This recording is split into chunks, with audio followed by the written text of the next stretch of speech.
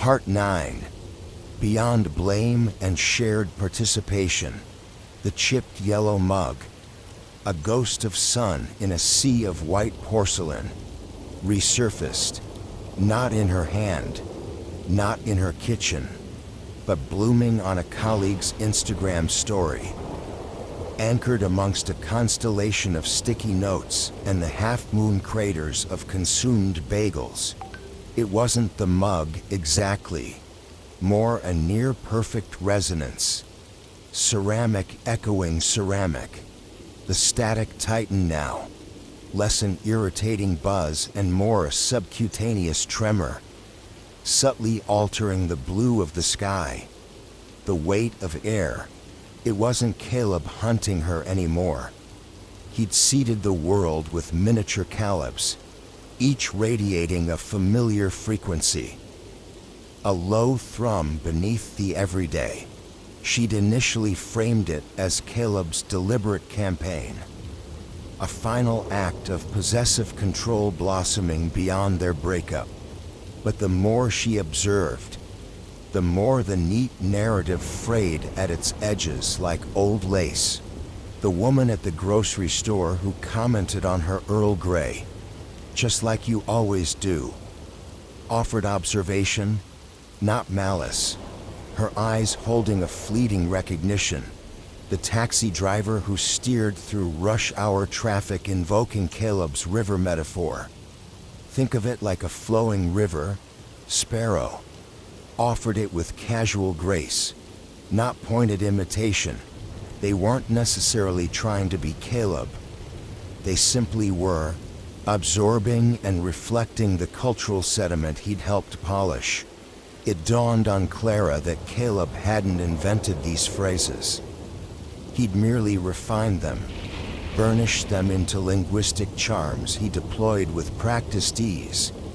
He was an attentive collector of societal shorthand, a curator of common experiences, a magpie drawn to glints of shared understanding. And people, she realized with a strange deflation, were eager for affirmation in his choices, hungry to feel seen by sharing a small piece of his world, and therefore, by extension, hers.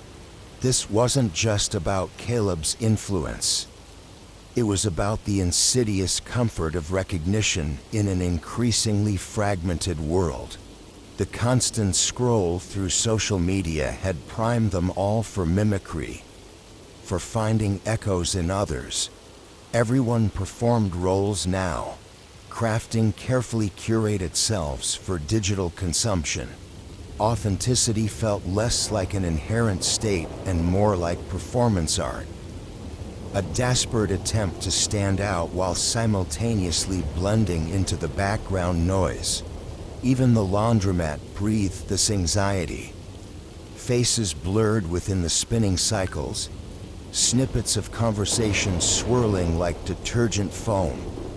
Each person attempting to cleanse themselves while simultaneously projecting an image to the transient audience around them. She watched Amelia Chun carefully curate her Instagram story.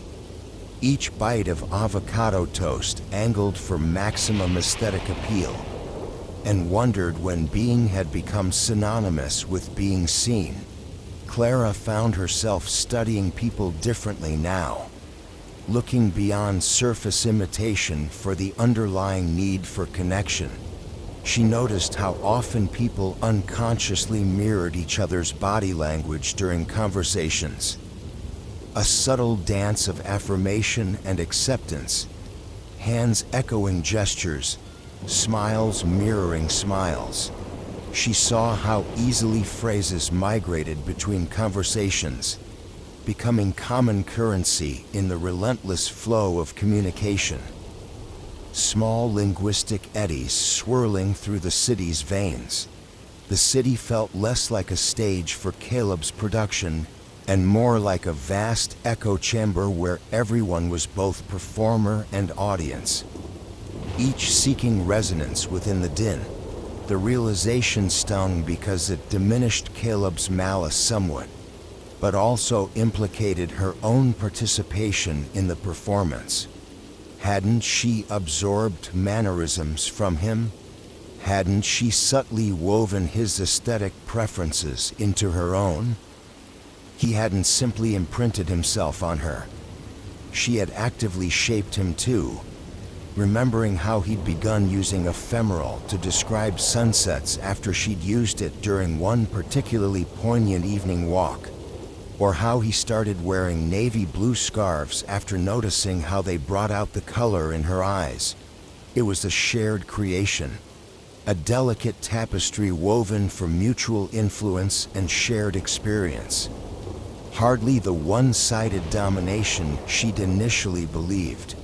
Walking home that evening, she passed a patch of wildflowers, sulfur yellow against the bruised green of the weeds, their petals papery thin under the afternoon sun, blooming stubbornly amidst a sea of foliage. They weren't perfectly symmetrical or flawlessly formed. Some drooping slightly, petals speckled with dust, but they radiated an effortless vibrancy nonetheless. They weren't striving to be anything other than what they were. Wildflowers thriving in imperfect conditions. And suddenly the sunshine tasted less like accusation and more like acceptance. Bittersweet still, warmed by a quiet understanding that complete escape was illusory. Was eternal happiness just another comfortable illusion perpetuated by shared performance? Perhaps contentment was enough. A woman walked past, humming their song, La Vie en Rose, the one Caleb used to whistle on Sunday mornings while making coffee, tracing circles on her steaming mug with his fingertip. Clara smiled back at her. Not with irritation this time, but with fleeting recognition. A small acknowledgement within the static. It wasn't a full healing, more an embrace of the inherent noise, a willingness to live within the interference rather than constantly trying to erase it. The static would always be there, a constant companion, but perhaps, just perhaps, it wasn't so much about being haunted by Caleb as being reminded that we are all always echoing each other across time and space. She caught herself smoothing her hair back behind her ear with Caleb's characteristic quick flick of the wrist moments later. A subtle reminder that she too was part of the cycle, a performer contributing to the chorus, audience absorbing echoes. The static prickled her skin then, less oppressive than before, almost comforting. It wasn't silence she craved anymore. It was resonance.